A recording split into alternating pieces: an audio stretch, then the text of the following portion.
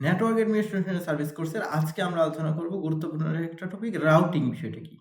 আসলে router routing করবে। Routing মানে কি? রাউটিং হচ্ছে নেটওয়ার্কের এমন একটা প্রক্রিয়া যার মাধ্যমে সে ডেটা প্যাকেটকে সোর্স থেকে ডেস্টিনেশনে পৌঁছানোর জন্য যে পথটা আছে সেই পথটা নির্ধারণ করে দেয়।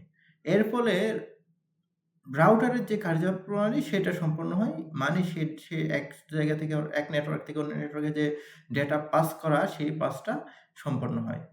রাউটিং বলতে বোঝায় তাহলে সোর্স থেকে ডেস্টিনেশনে যাওয়ার জন্য পথটা নির্ধারণ। এই পথই হচ্ছে আসলে রাউটিং।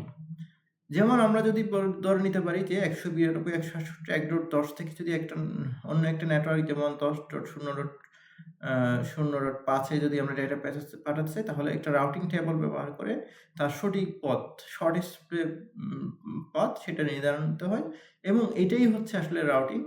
মানে ডেস্টিনেশন থেকে সোর্স থেকে ডেস্টিনেশন যাওয়ার জন্য যে পথ সেটাই হচ্ছে আসলে রাউটিং। ধন্যবাদ সবাইকে। আসসালামু আলাইকুম।